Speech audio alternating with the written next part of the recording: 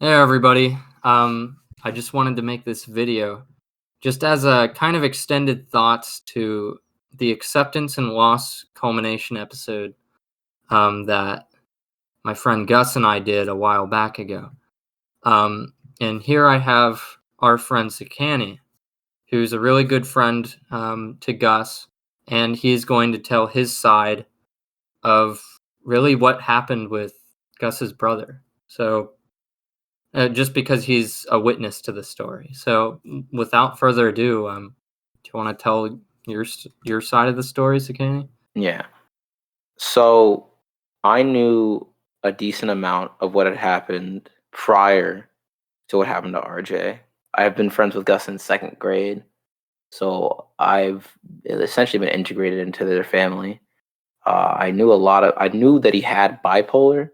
Obviously, as Gus said, with uh, bipolar 1 and 2, I didn't know the difference really, but I didn't know any of the things he had said to their mom or the fact that it was going on and off his meds. Those are things that I was not privy to. Hmm. The day that it actually happened was technically Christmas Eve into Christmas Day, and it was about 1 o'clock in the morning when Gus texted me saying that RJ had killed himself. And it was a very polarizing text, very just water in the face kind of realization. I obviously sent a text immediately back saying, "That's crazy. I'm here for you if you need to talk, and I hope you can get through this in that time." I didn't sleep for the rest of the night after hearing that. I think it was 8 o'clock. I got up and I went down to my parents and I told them what had happened.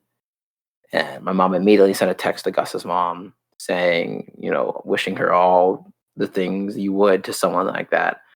But there was a period of time when we just, we didn't say anything to them. We gave them time to grieve. And I always was like, I shouldn't ask because I don't feel like I have the right to know. I should have realized at that point that since I was his friend, I should have asked, really. That was just my stupidity that I didn't. Right, but you were kind of concerned about maybe he needs time. So I don't think Yes. you're in the wrong, but I do see your point. No, yeah. I just I shouldn't have stopped myself from prying and asking for what happened so that I could better understand the situation. But it wasn't bad what I did, and I don't regret it. But I do think about what else I could have done. Honestly, Hmm. the first time I saw him after what had happened was New Year's Day. So we had agreed to hang out, and I went over to his house. We hung out a bit. We drove around, and that was the first time he said like a little anything about RJ. And he said RJ had seen me just as one of his little brothers as well, and that hit really hard because I loved everyone in this family. I loved all his siblings because they had been the first people to really welcome me when I moved here to Ohio, and so the idea of not having one of them there, well, sure it hurt me, but I couldn't imagine what it was doing to his family because Gus's family, they all love each other so much. It's incredible the type of family that they have because they are so close to each other, and they just, in every part of their lives, there's always one other person that's in the family with them, and it's just incredible to watch. They have just a great support system, and you knock a peg out of a chair, it's gonna fall. RJ was that like essential pillar in the family that now he's gone, and you wonder what's gonna happen now. Who's gonna be there to fill in that thing? Who's gonna be there to fill in that space? And really, no one can. I I didn't know what to do. I didn't know how to react. I didn't know how to approach Gus. I think I did the right thing. I think I was there for him enough, but I know I could have done more. There's always more that you can do. Like, what could you have done if you could have done anything differently? I would have been over at his house more. I would have been there with him more. I would have been sitting there next to him, talking and reassuring him that it's not his fault and that the person he is today is someone that RJ would be proud of. I would be there 24/7 if I could.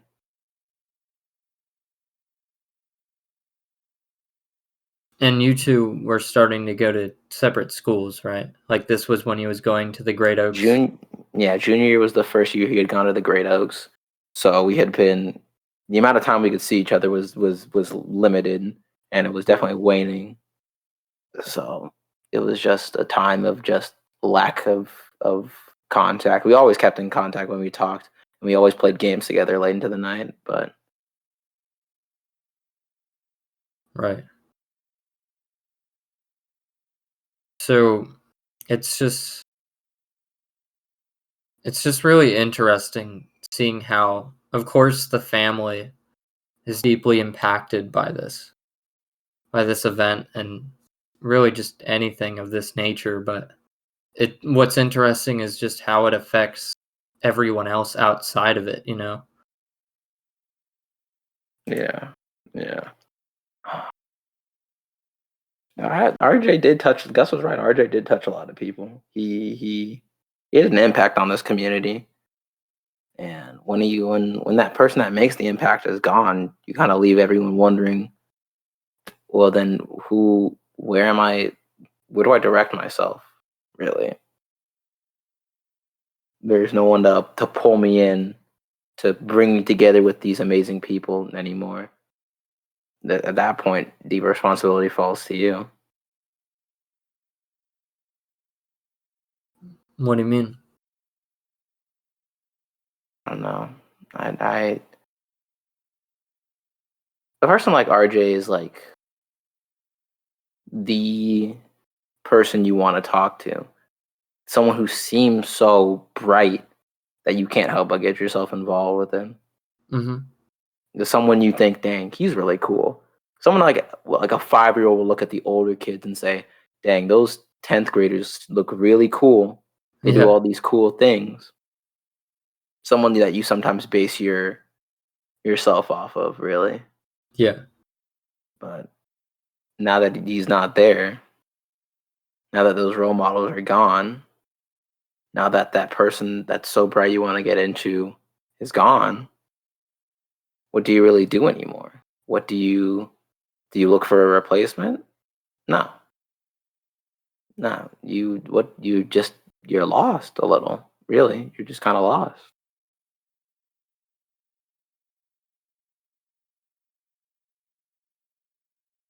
But I guess time moves on, right? Time moves on. Yeah. Gus's family's done a great job of moving forward even in those trying times. Strongest people I know, really.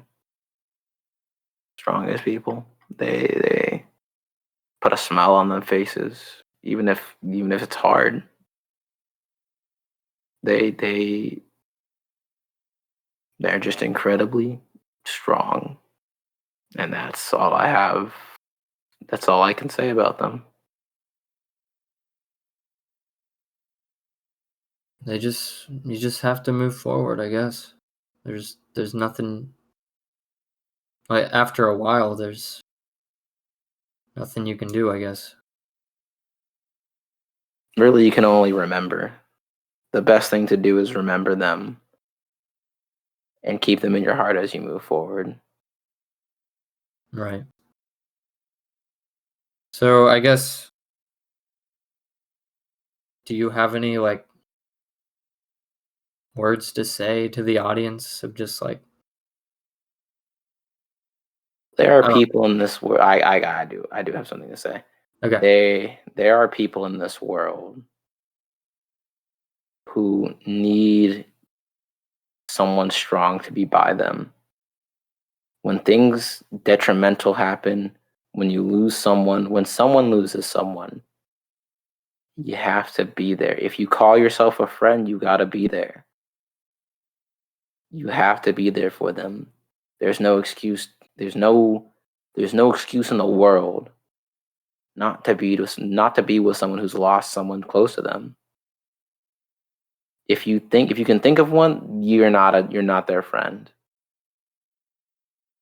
You go to them, you be with them, you're available for them. That's all I have to say. Thank you. And I guess we can end it there. Just because I wanted to make this a short video, but thank you so much for saying your side of the story, Sekani. No problem.